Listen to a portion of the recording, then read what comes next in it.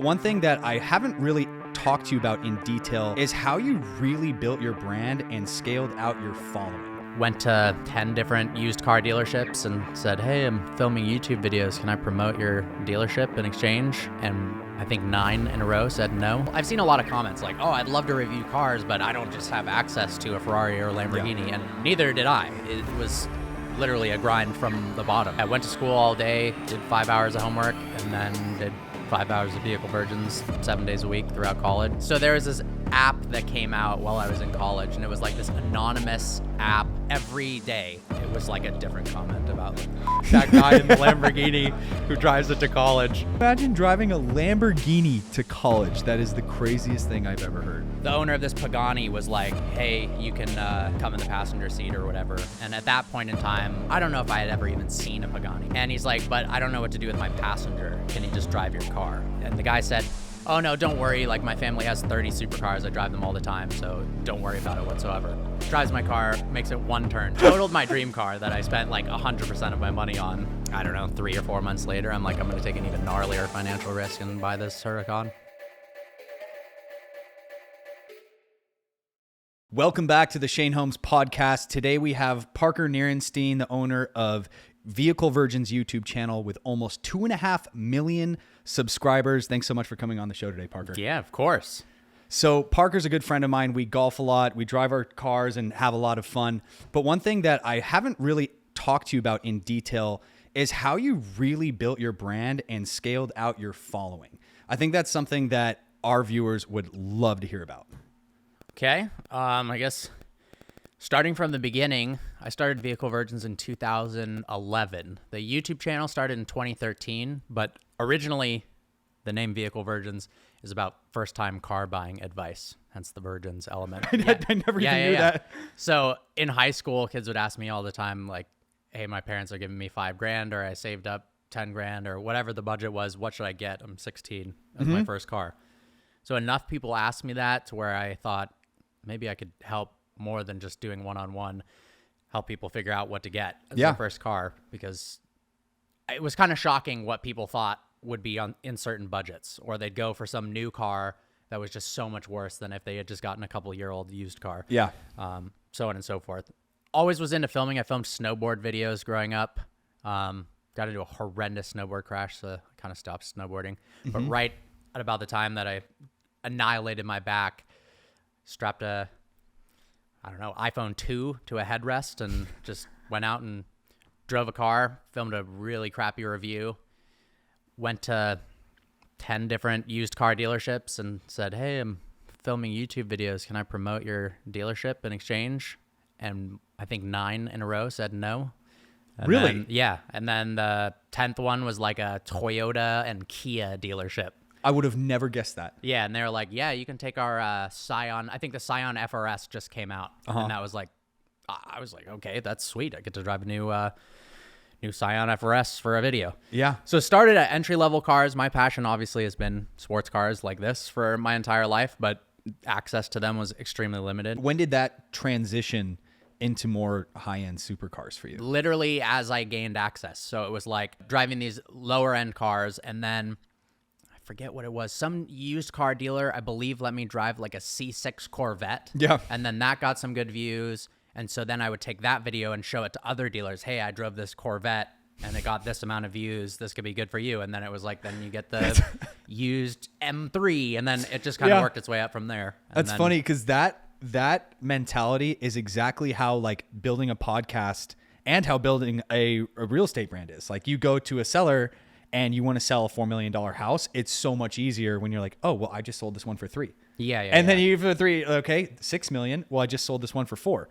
100%. It's interesting how things transition like that. Yeah, a lot of people, I've seen a lot of comments like, oh, I'd love to review cars, but I don't just have access to a Ferrari or a Lamborghini. And neither did I. It was literally a grind from the bottom. And I think because I really loved cars and I liked filming and I liked editing, that passion for just the craft of making it is the reason why it became successful. Because I think if you're just in it, a lot of people nowadays know that YouTube can make a lot of money, and then some people don't even care about the money. They just I want to become famous, which is a crazy concept. I've seen so many people who are just like, I just want to be famous. They don't know why. But they just want to. You'd probably give up before you get the ball rolling enough to where you see some numbers. I mean, it took 2.5 years before I started seeing some semi-okay revenue from it. That was my next question. So it took you about 2.5 years to start seeing some somewhat substantial YouTube revenue? Yeah. So it's hard to know for sure because I was going to college. I started vehicle virgins between high school and college. So I took a year off. I graduated super early from high school because I skipped a grade and I didn't want to. I think I would have turned 21 after graduating college had I gone straight into college after high school. So I'm like, all right, I got to have, 1 year in college as a 21-year-old. Yeah. So I took a year off.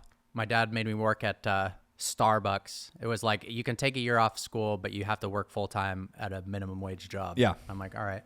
At the time, I thought that was ridiculous because I knew I was going to study engineering and could probably get a decent job. But looking back, it was definitely the right move. Working your ass off for no money and being treated like shit is a good character building experience. It definitely for is. Sure. So then started the YouTube channel, but because I was going to school and focusing on studying engineering, I couldn't give it my all in the beginning. But I think after my first internship, I interned at Toyota. I went to University of Michigan, getting a mechanical engineering degree. Went there, and the experience of working at a big car company, I thought it was going to be the best. My goal was work for Ferrari or something like that. But working for a big company, at least for me personally, was not that rewarding or It's fulfilling. not that chill. Yeah, it was stunning how little everyone contributed and how little got done. I mean, huge respect to Toyota for their reliability, but I think that's also because nothing gets done ever. It's like it has to go through a hierarchy of 3,000 people before you can change the font on a clock. So it just felt like I was banging my head into a wall. Yeah. And at that point, I was like, all right, I need to just go balls to the wall on this YouTube thing. Yeah. So pretty much, went to school all day, did 5 hours of homework, and then did 5 hours of vehicle virgins 7 days a week throughout college. Yeah. And by junior year of college, it started really taking off. And then I knew, all right, I need to get to a revenue level where bailing on getting a safe engineering job makes some sort of sense. Yeah. Yeah. It's funny how all success stories have that sort of pivotal moment. Like, I remember working at a big corporation and I was in aerospace sales, selling really complicated nuts, bolts, and screws that hold together airplanes and anything that flies through the air. And I just remember dude, I don't matter here. Not 100%. only am I not good at this, I mean, I wasn't really qualified to have the job. I probably should have gone to college to get it, but not only was I not good at it, I didn't like it. So I kind of did the same thing as you, dropped out and then pursued real estate. So when you made that transition, how long did it take you to get to a meaningful amount of income on YouTube? I think I got lucky there's definitely an element of luck on social media in general. You'll see, you have to put in the work, but there's definitely people who have put in work for years filming daily videos that it just never took off. But I think timing wise, I got to a revenue level that was absurd before graduating college. So it was kind of like a no-brainer. Yeah. I'd say it took 2.5 years to get anything out of it. And then maybe another 2 years after that. It's 4 or 5 years to 4 take years. off. Yeah. Everything's that 3. way. Yeah. What's crazy though is that you were still in college making that kind of money. Yeah. That's actually it was insane. fun. I mean, I parked my Lambo at my fraternity. Yeah, dude, that's so. That's pretty hilarious. I would have been such a douche if I had that much money at that age. Yeah, there was this, what was it called? Have you ever heard of Yik Yak? Yes, Okay. but I don't know why. So there was this app that came out while I was in college, and it was like this anonymous app where you could post things, and it was localized based on your area. So people would basically just try to post these statuses to be famous, but there's no profile behind it, so you wouldn't know who wrote it. And every day it was a different comment about fuck that guy in the Lamborghini who drives it to college. It was pretty funny. Dude, imagine driving a Lamborghini to college. That is the craziest thing I've ever heard. So you went from reviewing supercars. When did you get your first supercar? In college, right? Yeah, junior year of college, I bought a 2004 Gallardo. Or maybe somewhere between sophomore and junior year. Okay, so in college, you had a Gallardo, and then I remember you had that green Huracan. Yeah. When did that come into the picture? Senior year of college. Wasn't really supposed to have the Huracan. I loved this Gallardo. I'm glad it worked out in the end. Had this Gallardo, went on a rally. Yeah. And the owner of this Pagani was like, hey, you can come in the passenger seat or whatever. And at that point in time, I don't know if I had ever even seen a Pagani other than this situation. So riding in it and filming it was like, okay, I absolutely have to do this. Yeah.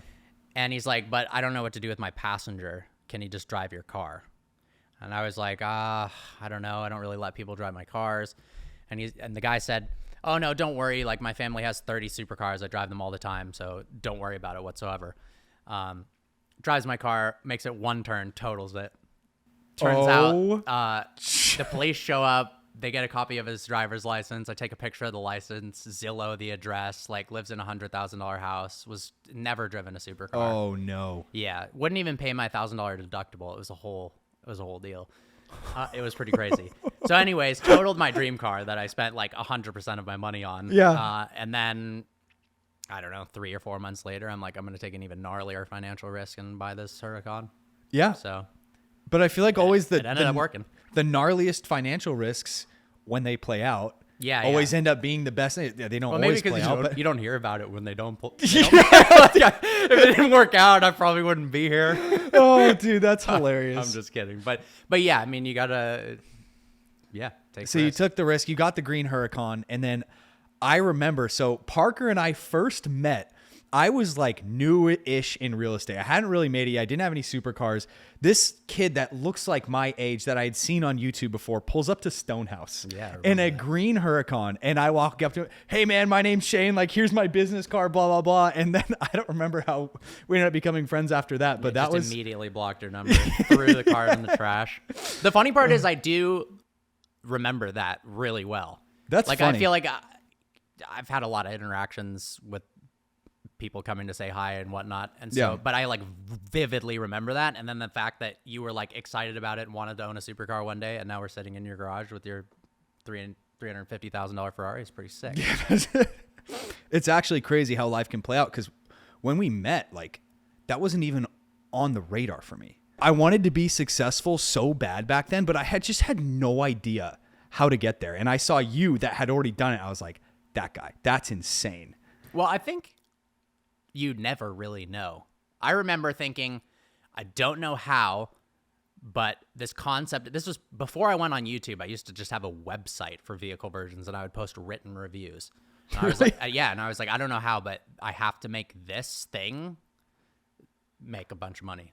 Yeah. And it just kind of progressed and into a YouTube channel and other forms of social media. But since the Gallardo came out when I was 10. I bought that car when I was 20. I mean, I had wallpapers of that car. I had on my iPhone, the background was a yellow Gallardo.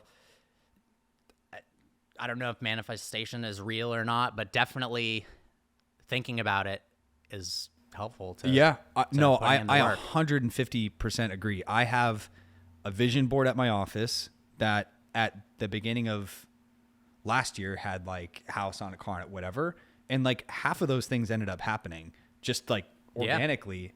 Yeah. And same thing with goals for business and stuff. This year I set basically an impossible goal. It's 5X of what I did last year. Mm-hmm. And we're 2 weeks into the year. And should I continue on this trend, I think I'm probably going to hit it, just because I told myself okay, brain, this is what we need to do this year. And everything else around me, all right, I mean, if you're not thinking about it like that, then nothing's ever going to happen. 100%. So I feel I mean, that's something I need to work on recently. Is it's it can be easy to get complacent with where you're at, and you don't always have to be chasing new financial goals. It could be spending more time with family and whatnot. But I feel like you always should have some goals and things to work towards. Otherwise, you're just kind of surviving. You're just in the middle of that is my least favorite place to be, is when I'm floating around without a goal. The first 3 months of last year, I genuinely did not have a goal.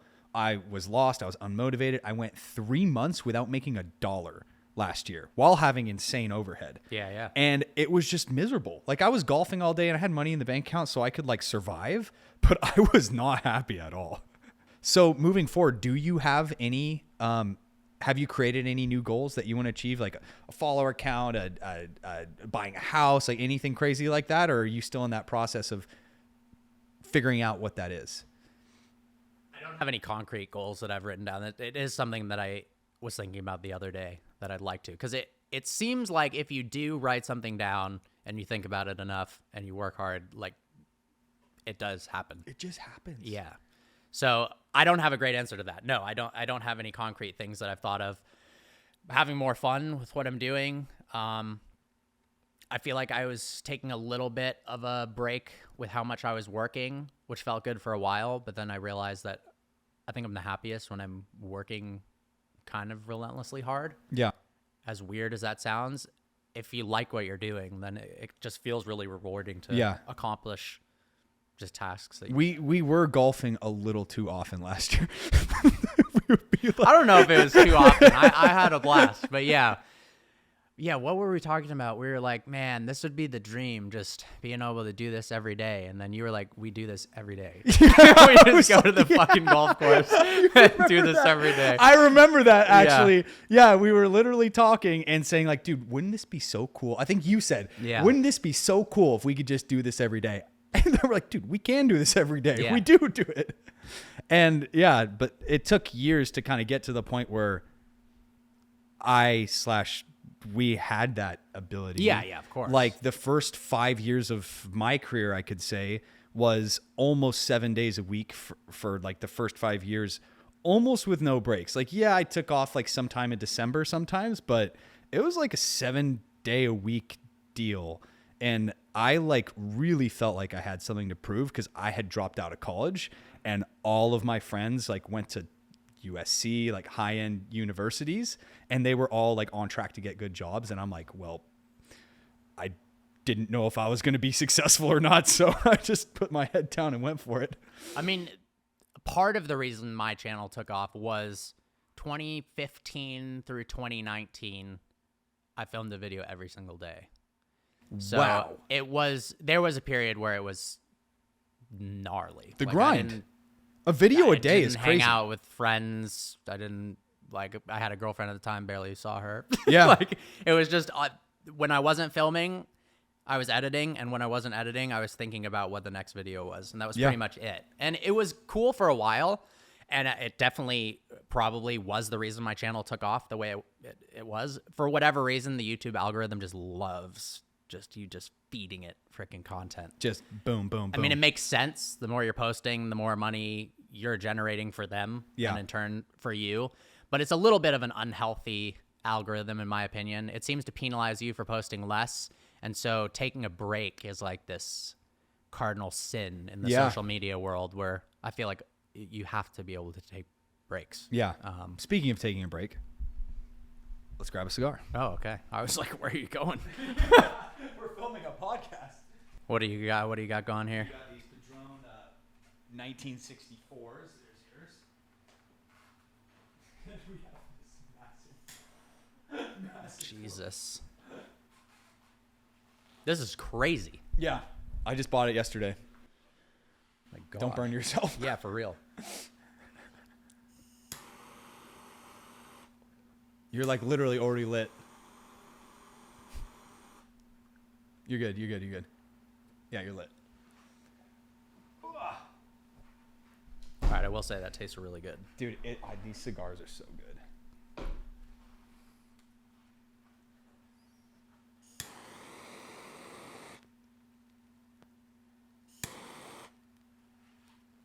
So what do you do during this part of the podcast? Like Jeopardy music in the background, or? We could edit that too, if that's what you want. It's just a weird intermission. Yeah. Okay, so we just took the Ferrari out. Let's talk about that. Yeah. What are your thoughts, opinions, feelings? Like, how would you rate that? Give us your feedback. It's pretty sweet. Ferrari, in some ways, has gone downhill, in my opinion, in recent years. Like, I think the 812 was kind of the last great naturally aspirated Ferrari, Sick and car. then in the mid-engine category, we had the 458 Speciale, and then they went to forced induction with the 488 and the F8. Yeah. So they've never sounded amazing after the 458, Yeah. but with upgraded turbos and an exhaust, this thing sounds gnarly. Like, it genuinely sounds good. And then because it's forced induction, it is so fast. Because that's the thing. The Speciale and the 458 sounds really good. It's beautiful. It handles well. But, I mean, it's like driving a Prius compared to that. From a power From standpoint. a power standpoint. Yeah. I mean, that it's gnarly. I'm impressed. And it's more manageable than I thought. We picked it up. Alex Gentani was like, dude, what are those wheels and tires? Yeah. It's not going to work at all. And you turn traction control, at least to a massively off. reduced setting, and it was semi-okay. It was more manageable than I thought. I thought it was going to be really sketchy. Yeah, like throw it into a wall sketchy. And it wasn't. Yeah, it was manageable. What I mean, find, part of that's sorry to cut you off. Part of that's a mid-engine, really well-balanced supercar is going to not spin like a top like you would with a front-engine car. For sure. I actually found the exact same thing that you said. I drove a stock 488 at the track in Vegas once, back-to-back with like a GT3 and a GTR. And I thought the GTR and the 488, the Ferrari 488 GTB were horrible. Yeah. Like a stock 488 did absolutely nothing to me. And it's almost the same car. Like, yes, this is refined and it's got bigger turbos and blah, blah, blah. But the tune and exhaust on new Ferraris, it's a different car. Oh, now with the turbos as well, it's totally a different car. It is nice from a modification standpoint. You couldn't do much to a 458, right? Like, what you put an exhaust on it. Yeah. But with every car nowadays, with this, anything from McLaren, except for Lamborghini, but they're going to have to, well, I guess they're going to go naturally aspirated and hybrid, but I believe the Huracan replacement is going to have twin turbos. I think it's going to be a turbo hybrid V8. Yeah. Yeah. I don't know if this is true or not, but I heard a rumor that the turbo, either plural or singular, doesn't kick on till like 7,000 RPM. So it's like naturally aspirated with the hybrid in the first part of the rev range, and then it kicks on the upper RPM ranges. I can't even imagine what that would be like, but knowing Lamborghini engineers, it's obviously going to work super well. But yeah, I'm stoked for you. This car's ridiculous. Thanks, dude. I remember when we first took out your 600 LT when we filmed the Evo. That was my first time being in a tuned twin turbo supercar, and I was like losing it, dude. When you took us through the canyon, my brain was just scrambled. Like, yeah, I mean, that car's no joke. We gotta line up our cars and see. Yeah, we should line them up for sure. So back to YouTube, because I think a lot of the listeners are super interested in how to build that space. What do you do? If you had 2 key pieces of advice that you could give to any of the listeners or watchers, what would that be? You gotta do it on a topic that you are genuinely passionate about.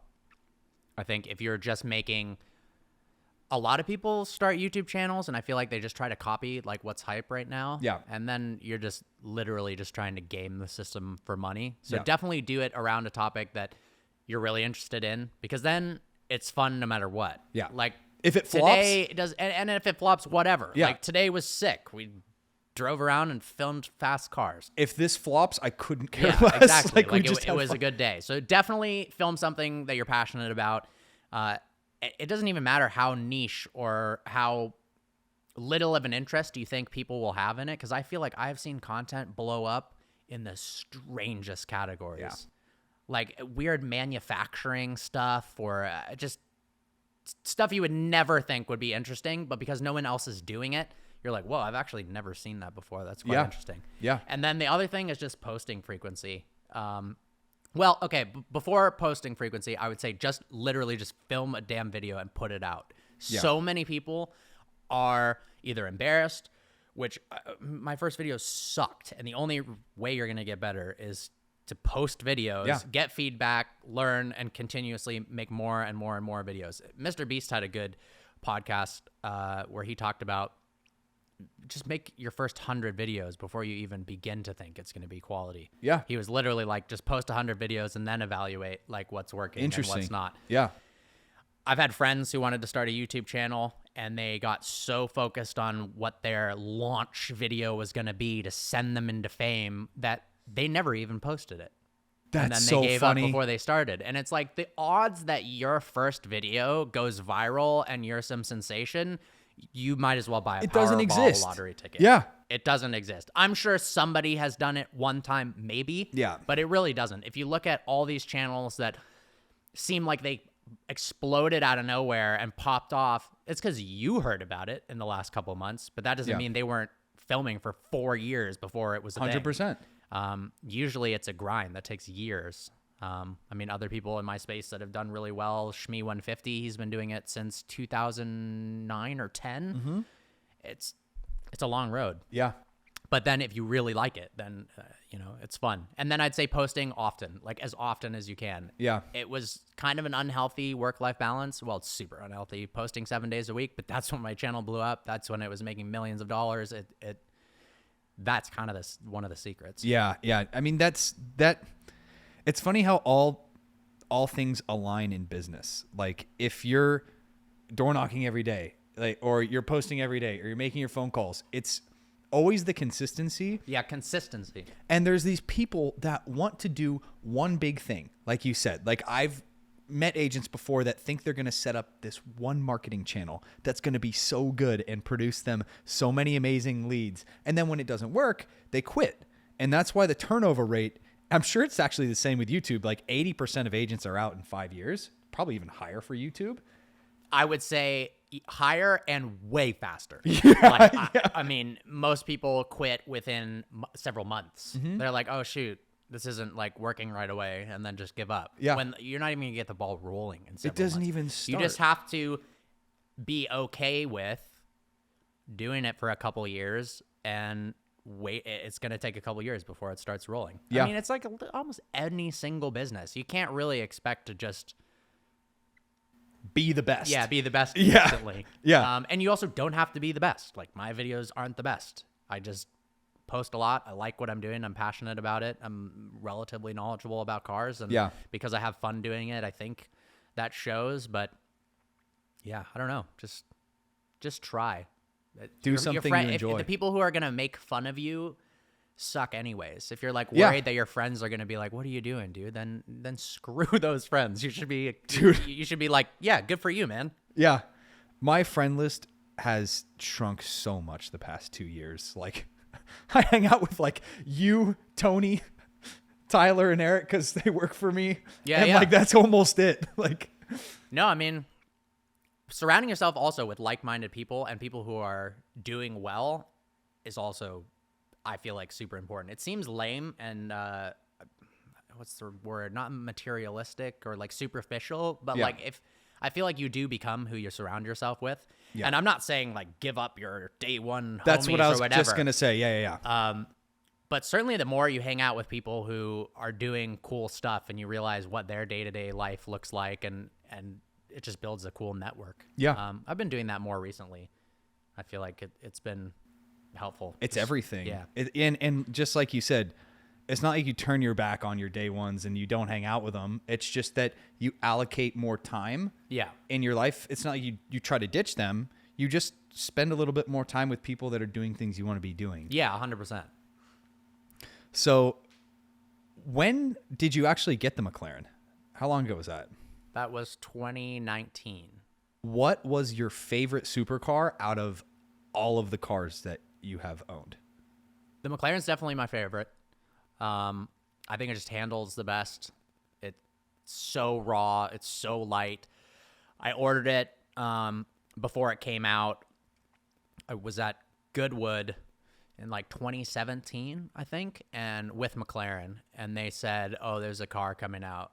And I thought that I was gonna wait for the LT version of the 720, the 765. Yeah. Turned out they were like, no, that's way far off. Yeah. They're like, get this other car. It's lighter. It's like right up your alley. You're gonna like it, which Yeah. ended up being the 600 LT. So then I did a speccing session 6 months later or whatever, and then a year after that, I think I got it. So being able to go through the process of ordering every single thing the way I wanted it was pretty cool. The roof scoop's super rare. There's like 35 of those in the world, so I like that about it. It looks cool. It sounds cool. It's fast. Cars that I like miss. So I mean that's my favorite driving car for sure. Probably the like coolest car I ever had was that Speciale Aperta. That thing was so cool. It was pretty cool. That's I like felt cool driving it. I Yeah. know that sounds dumb, but I would hop in. I'd be like, damn, this yeah. is sick. Yeah. The Speciale Aperta is definitely a way more expensive car than the F8 behind me, but I definitely understand the like. I don't know if it's a Ferrari thing or what it is, but this is the first car I've owned out of all the supercars where I get in it and I just feel cool.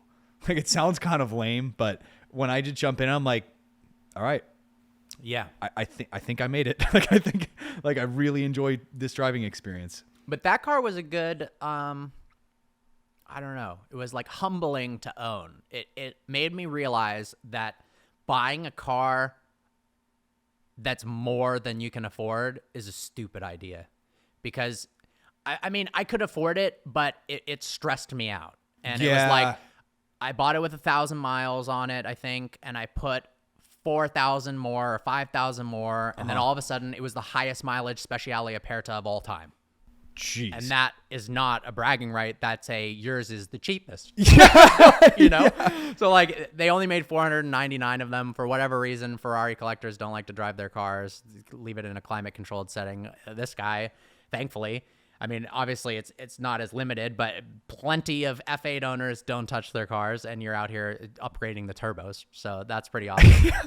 But essentially I became slightly afraid to drive it, and then I was afraid of the miles, and then you know, I think I put 250,000 down, and even after that, it was 7,700 a month. I mean, it was crazy. Holy. It was crazy. That's a mortgage. And then I got rid of it, and then right after I got rid of it, they doubled in value. And then I'm seeing them selling for like 1.4 million. I'm like, are you fucking joking? No. But it is what it is. I mean, it's timing the car market. I feel like I've got a very good understanding of how the car market works, and that good understanding is about as good as a monkey throwing a dart at a dartboard. I mean, like, you think you know which cars are going to go up and down, but when they go up and down is... It's exactly like trying to time the real estate market. Yeah. Like a lot... I remember talking to people in like 2013, 2014, and... This is like right when I got my license, like 2014. No, it would have been 2015. And I remember people saying, no, I'm not buying. Like this is like there's a correction coming. Yeah. And anybody I know that has ever tried to actively time the market instead of just injecting money when you have spare money in your pocket has always lost. And like I've always taken risks. Like I'm not gonna lie, I have almost run out of money on several occasions. Yeah, like, same. yeah, like I have a quote unquote net worth in real estate, but like I'll have projects going on. I had to sell my Lamborghini to finish construction on a flip that I was doing in here. And then the flip ended up doing really well, luckily. But anytime you just have that money, you see that opportunity, just take the risk. Like, don't try to, you're not smarter than the market. Yeah, like, no one ever But is. I mean, that's the right thing to do. You're selling a depreciating asset for income generating. I know. opportunity. It hurt the ego Instead at the of time. running out of money and then buying more useless shit on, Yeah, top, I on top know, of it. seriously. Oh yeah, that was a sketchy point in life, dude. I was like right down to the wire. I remember I sold the Lamborghini, ended up leasing one of my houses and asking them to pay cash up front for the entire lease so I could take the money from my Lamborghini and the money from the lease to finish construction on that house. It was so tight, but the project ended up making like a 30% margin. Damn.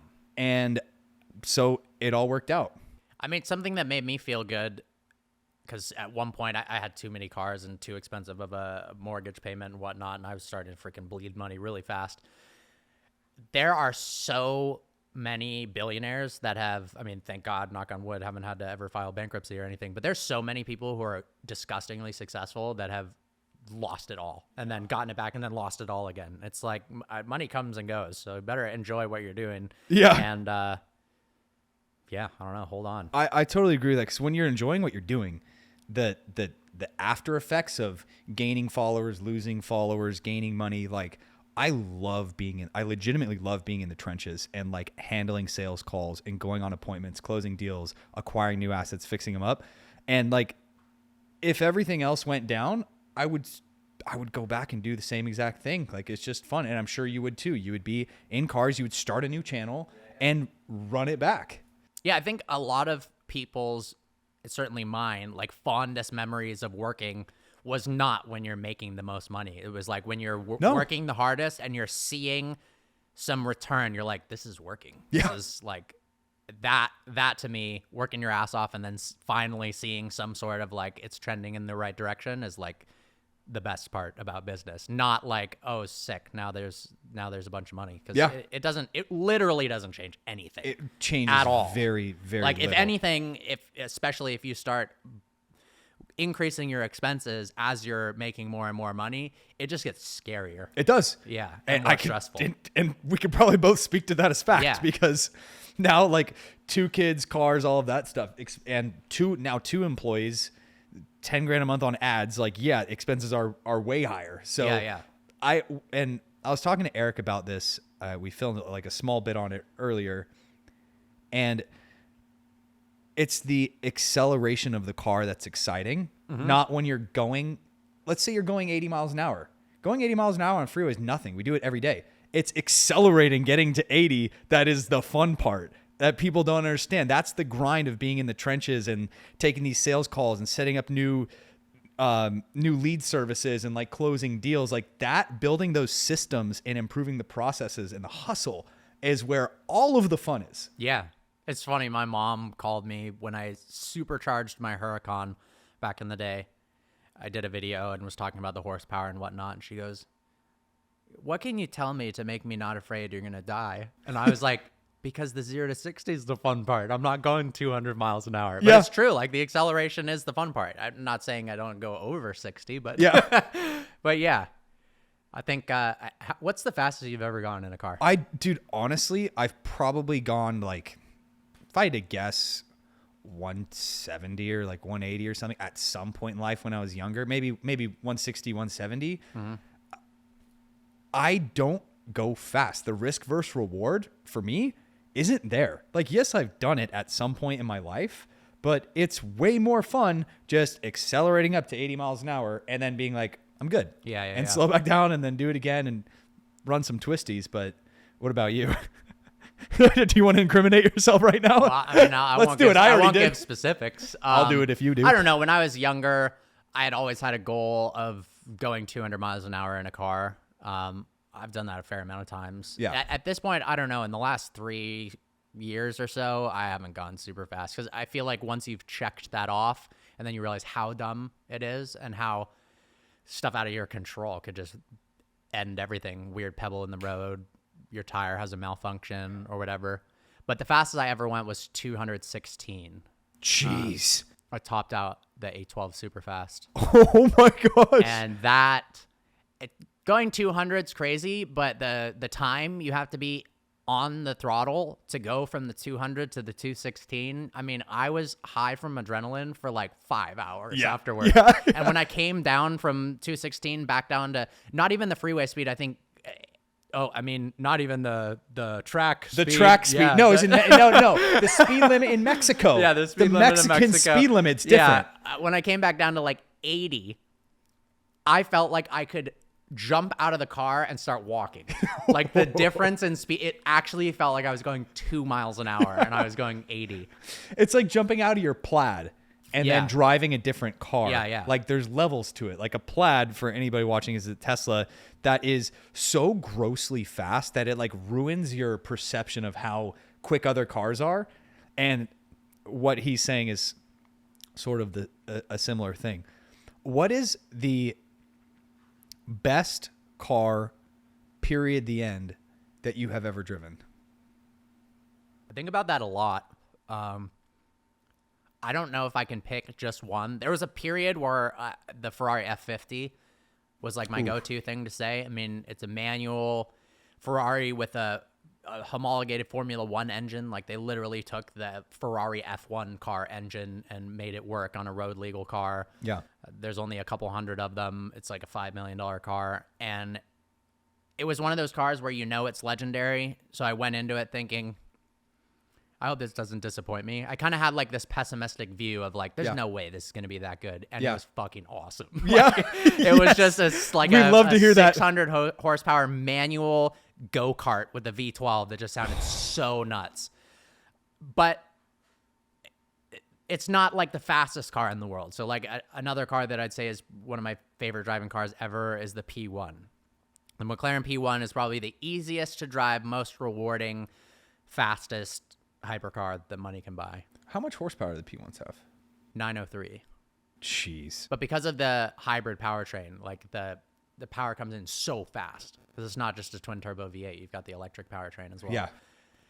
And then other than that, let's see, a Wyra BC Roadster. Prior to driving that car, I always viewed Paganis as like works of art, but not necessarily like performance monsters. Yeah. But that thing is way, way faster than you think it would be. Yeah. So gun to your head. You get one of these cars. Which one are you taking? I don't know. Maybe the Wyra BC. Really? It's pretty crazy. Yeah. The sounds it made are crazy. Twin turbo V12. I mean, you think that the turbo sounds on that, I mean, they are genuinely cool on your car, but this is like another level of your. Don't worry, you won't offend me by equating my car to a Wyra. That car was like $5 million freaking dollars, so obviously it better freaking be good. Yeah. But the turbo blow off noises were insane.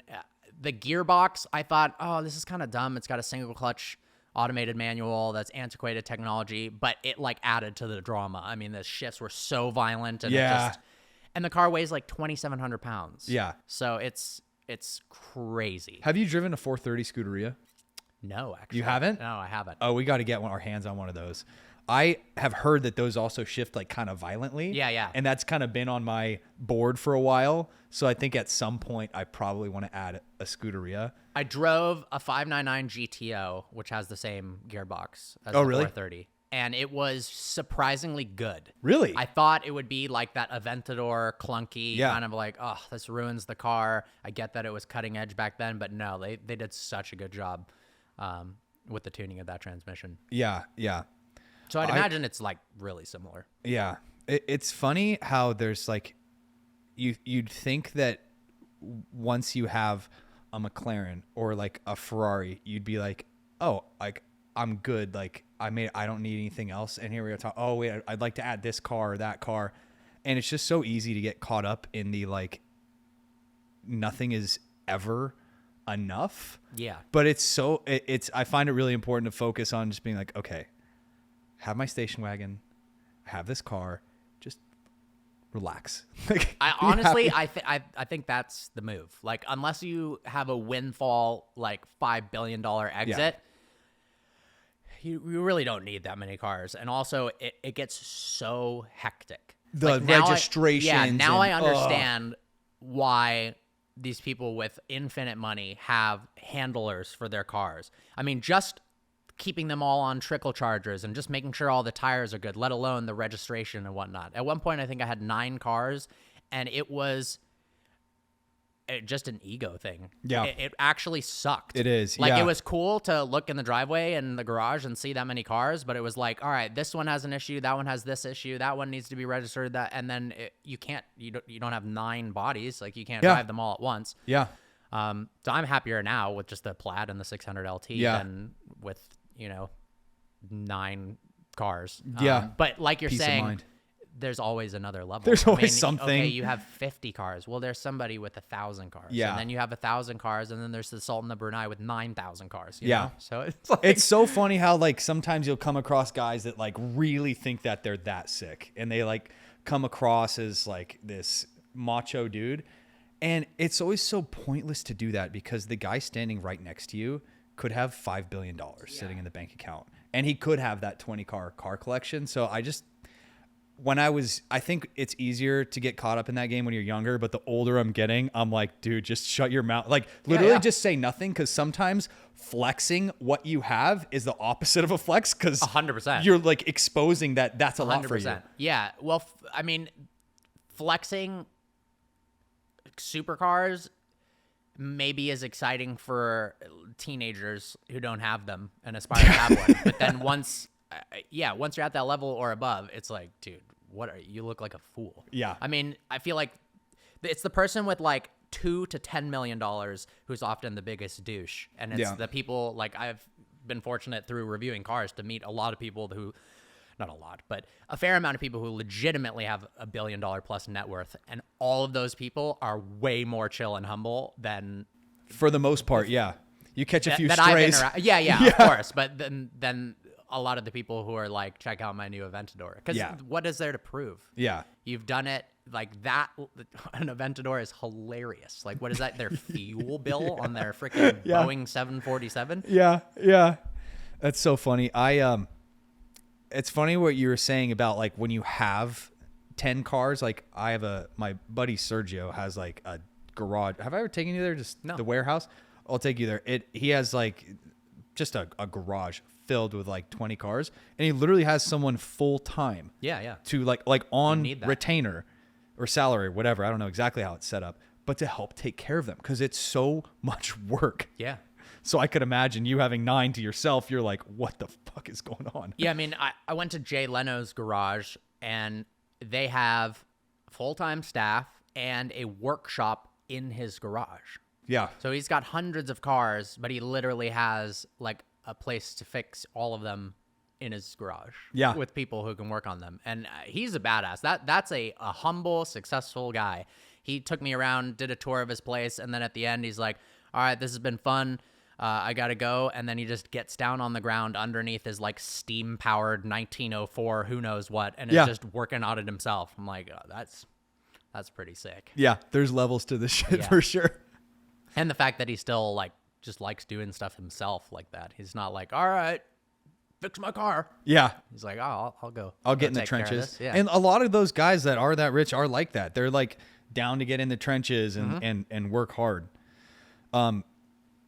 So you got out of college, and then was that when you worked at Toyota? No. So the Toyota was an internship like over the summer. Okay. So I pretty much did that from, I forget, I went in at like 7:30. They let me pick my hours. Obviously it had to be some normal hours during the day, but it was like if you came in at 7:30, as long as you got your 9 hours plus lunch, or 8 hours, whatever, you could come in and leave whenever. So I would do it as early as possible so I could leave and then film reviews. And the cool part was, for better or for worse, thank you, Toyota, for paying me while I was doing this, but there was so little work some days that it was like I get the work done in an hour and a half, and I'm like, what is everyone doing? Are you just stretching out this work? So then the rest of the time I'd be freaking researching what I was going to do for my next car review. Yeah. And then I'd be ready to go after I left to film afterwards. Yeah, I love learning how people bootstrap their operations to success. Like right now, me, Tyler, and Eric, like we're kind of all just bootstrapping everything. We don't know exactly what we're doing. Like this is probably, I don't know, the third or fourth podcast that we filmed, and now we have professional lighting and you got this just kind of learn light up globe thing. Yeah, cool. Learn like here and there, and it's just fun to learn how other people bootstrap their businesses or channels or whatever it is to success. So it's cool to hear that. Yeah, I mean, I don't know. I figured some things out, but I still feel like I definitely don't have it all figured out. Yeah. You're just always kind of guessing and giving it your best guess, and through trial and error, you figure out what works and what doesn't. Yeah. Once you get to a level where you have, let's say, like 1 million subscribers, or even 500,000 subscribers, I'd like to think that you can make some form of a living off of YouTube at that point. Yeah, correct me if I'm wrong. My thought process was, and I guess it's changed now because there's so many other forms of social media. But in general, I thought that if you were pushing to the max, you had good engagement, you were hauling ass, and you were doing brand deals, you can basically make $2 a year per subscriber. So if you had 1 million subscribers, you could make $2 million if you're just freaking If you're pushing, grinding. If you're just grinding. Yeah. I mean, at 500,000 subscribers, you could make $1 million a year. You could easily make an insane living at that level. $2 per subscriber. What percent of that $2 would you affix to brand deals versus income from actual YouTube?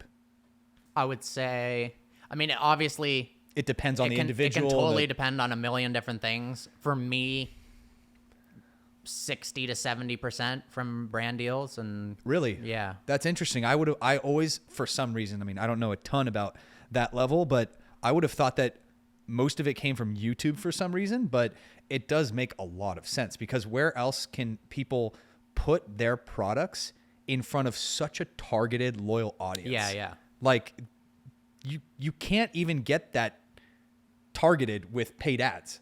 Like, you're legit putting it in front of people that are affixed to someone's brand. And sometimes the viewership, just pure numbers, is a lot larger than TV. I mean, brands will spend millions of dollars to put a TV ad just based on how you watch TV. Some people just like zone out or go in the other room when there's commercials. I mean, nowadays, I feel like most people don't even have cable. Yeah. But on YouTube, when an ad plays, especially if you're seeing the person you're already watching talking about it, you're a little bit more focused on it. 100%. So the ROI for the brand is pretty crazy. But yeah, that's really what you almost work towards is the brand deals. Is the brand deals, and not necessarily just the revenue that comes from YouTube. I kind of look at it the same way for scaling my social media channels. Like, I own a business, so I don't really care that much about videos flopping or like if it scales out super quick, because the people that are engaging with it, they're getting to know me. Like, when I talked to Ryan Pineda on his podcast, he brought up a really interesting point. Like, you have years and years of watch time of people that have watched you. So when it comes time to buy or sell or whatever it is, they already trust you, because they feel like, well, they do know you. Like, they've interacted with you online. And I think that is, to your point, probably the most powerful part of building a following. 100%. And the other thing is, with the posting frequency and just getting your videos out there on the internet and learning, even if an individual video isn't generating a whole bunch of money, if you have hundreds or thousands of videos, they're all still getting views. Yeah. I'm still making money from videos I made 10 years ago. Really? Some of them aren't that much, but I mean, I've got 1,900 videos on YouTube, all gaining views over time. So the bigger that catalog is, the more that's you're gonna a continue very making. helpful point to anybody watching, listening. If you're hitting volume, so you said you had 1,000 something videos. Yeah, 1,900, I think. So 1,900 videos. Yes, 2,000 videos. It's not the one video that pops. It's the fact that there's 1,900, and some of them are going to do really well. Some of them are going to completely flop. And in the end of the day, you make a living for yourself and you're a happy dude. So just do the work. And I'd say the one of the number one things is not, it's so hard to do, but trying to detach yourself from the performance of each individual it's video. So hard. Because I talk to a lot of different YouTubers and social media people, and we'll go through phases where you look at the analytics on your phone 400 times a day, and it just becomes so unhealthy. Yeah. Because the reality is, especially nowadays, you can't really tell anymore whether a video is going to do well or not. I've had videos do super well in the first 24 hours that die off. I've had videos that did okay and then 6 months later go viral. I've had ones that just do okay indefinitely. So you never never know. You never really know. I like to like revisit the video in a year and see how it's done. That's so interesting, dude, because I watch my like viewership rate in the first 24 hours, and that's how and legitimately that's how I have been judging my success. But you're totally right. Like, I now that I'm thinking about it, that stupid spoof video that I shot of what's his name? Kai Lopez. Of Ty Lopez.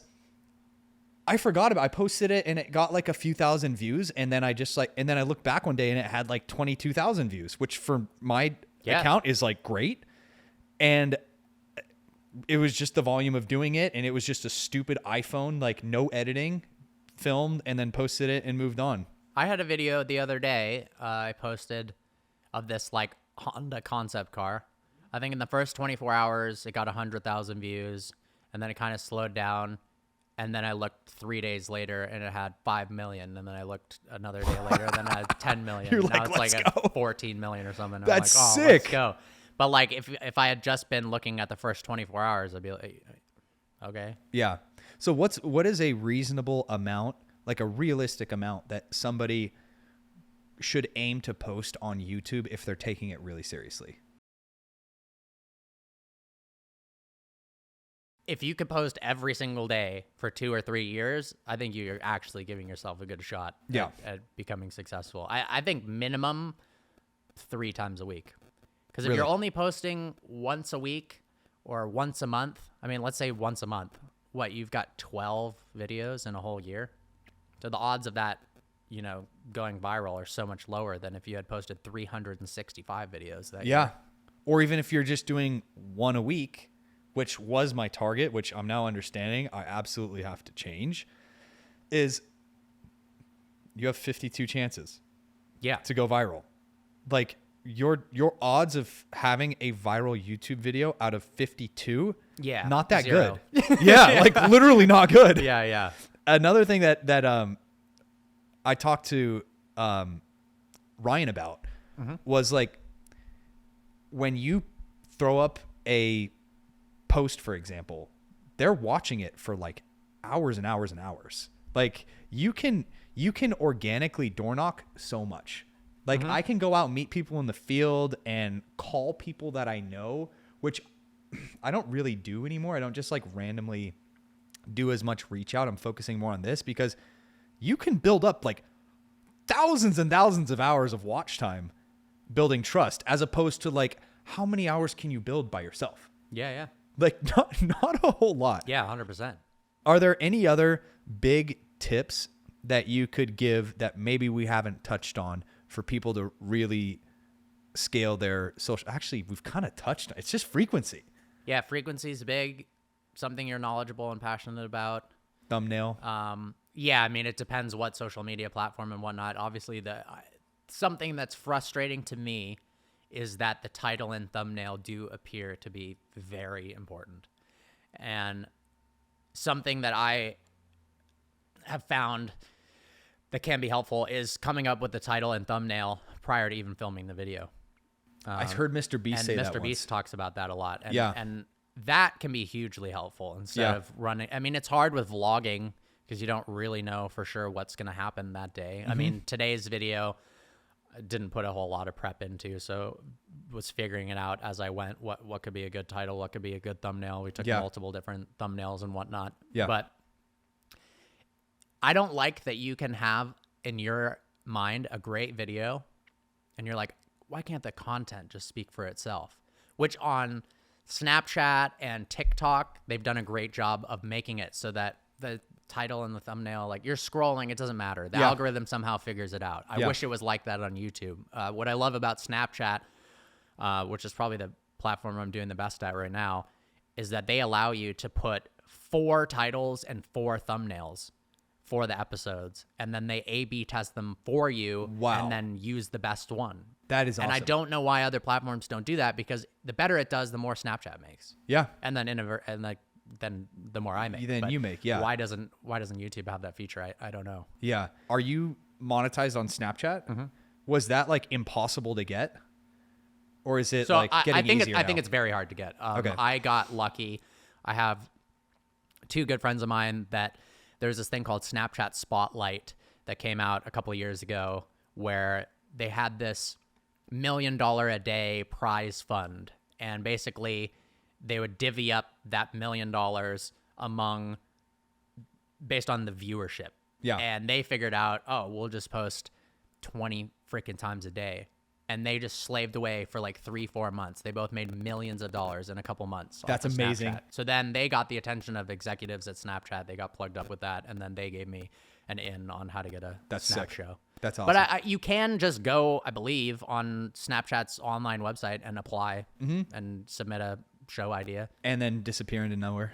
They definitely do. You know, I thought that, but then one of my friends, who was one of those two people, my friend Joey, he has multiple Snapchat shows. And I was like, how did you do that? Did you just ask your rep to, can I do another show? And he's like, no, I literally just went online and submitted the show concept. Yeah. Oh, that's sweet. So, you know, I don't know if he has some, they're like, oh, it's him, you know, when they see it. But I don't think so. I think they just are approving them. And I so could if you see got a that being concept, then- accurate. Because like back in the day, before you could buy a verification, like I literally I never really thought I would get one, but then I just applied for it after I had like some press about and then it just got pushed through.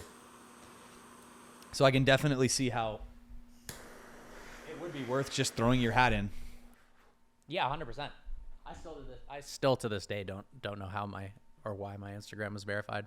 Just popped up one day. Well, you have enough, like you've done press release for cars and things like Yeah, that. but for a while it was not, and I'm like, what is this? Really? I think the biggest viewership I ever had in like 2018, it still wasn't verified, and then at the end of 2018, it just popped up one day. Yeah. But I will say, well, now especially where you can pay for it. It didn't matter then, and it doesn't matter now. It's not like if you have a blue check, your now videos it's do worthless. better. Yeah, now it's it's like- worthless. yeah. I'm like a little Now bit bummed because it felt like an accolade. It doesn't matter, you know. It's not going to affect anything. But it Yeah. was like, oh, that's kind of cool, Dude, And then I now worked It's like, yeah, I worked so hard to like do that like NFT project and like really get press out there and to finally get my verification. And then they Yeah. ripped it down and they're like, all right, now you can pay $10. yeah. Now Congratulations. it almost makes it look like you paid. Yeah, look, it I'm makes like, it look cool, like you're yeah. a tryhard. Yeah, Yeah, yeah. That's so funny. So where, if you had to say where your drive came from to be successful and to want to own supercars and things like that, where did that initially come from for you? I've always loved cars. I mean, I think just the aspiration of owning a supercar was probably the biggest driving factor. I wanted Yeah. that Gallardo, and I was like, I just need to figure out how to do this. Yeah. But definitely where I grew up. I mean, I grew up in the Bay Area. My dad was in tech, Silicon Valley related stuff. And so pretty much when I went to middle school and high school, every single one of my friends' parents did not have a normal job. Like everyone did their own thing. Yeah. So it was like such and such owns this, such and such did that. And kind of realized that like you got to pave your own path. If you don't have to, there's totally obviously ways to, you know, go through school, become a doctor, and be good at saving and investing and still have a ridiculous amount of money. Yeah, But yeah. for the most part, it seems like if you really want to make a ton of money doing your own thing, but then also if you want just the best quality of life, like we were talking about how we just went on the golf course randomly. I mean, it was like, we don't want to work today. Let's go golfing. Dude, And, there was a stint of like where we would golf like 2 times a week almost. yeah, more, I would go more. Yeah. But yeah, I think working for yourself is the way to do it. So then you can do whatever the hell you want. Yeah, and even on average, I would say if you look at like people that have a net worth of like, let's say $2 million or higher, I would say most of those people probably own businesses and get to choose how they go about it. But what they don't tell you is then nobody but you is going to Yeah. make it happen. Yeah. It's one thing to show up to a job and get tasks. Like I did very well in school, and I think part of that was I was good at following directions. They would tell Yeah. me what the homework was to do. They would give ideas of like how you're supposed to study, and I would know what to expect, and I would just get it done. Yeah. And then you go into owning your own business, and no one's telling you what to do. So, I mean, that can be super stressful. I feel like people often glamorize being self-employed without talking about how, yeah, you're the only one who's controlling it. So it can be, Yeah. it can be gnarly, and certain times it's depressing when things aren't going as well, and certain times it's really exciting, but it's definitely worth it. The net benefit. Yeah. Yeah. I think like there's a benefit to setting your own schedule, but what people don't understand is like a 9 to 5, you're done after 5. Mm-hmm. Like last night I was negotiating on a deal until 9:30 after working all day, kids, whatever. Like you never get to actually turn off. Like, Yeah. yes, I get to turn off, but like right now, since we filmed all day, I have like probably 30 unread messages that I have to go jump on after this and handle all of that. Same here. I worked this morning, then I came, we filmed this. I'm going to go back. I probably have 4 or 5 hours of editing to do. Well, this is work for you. This is all, this is your work. So it's it's a never ending grind. That definitely figuring out when to say, all right, it's like, it's family time now, or friend time, or me time can be a struggle, but it is a never ending grind. Yeah. All right. Well, that wraps up this week's episode of Shane Holmes Podcast. Parker, thank you so much for coming on, reviewing the car, for your time and your help with everything. Appreciate you, bro. Thanks for having me. We got to go golfing when my back's not ruined. Let's go golfing. Let's go golfing. Peace out, guys.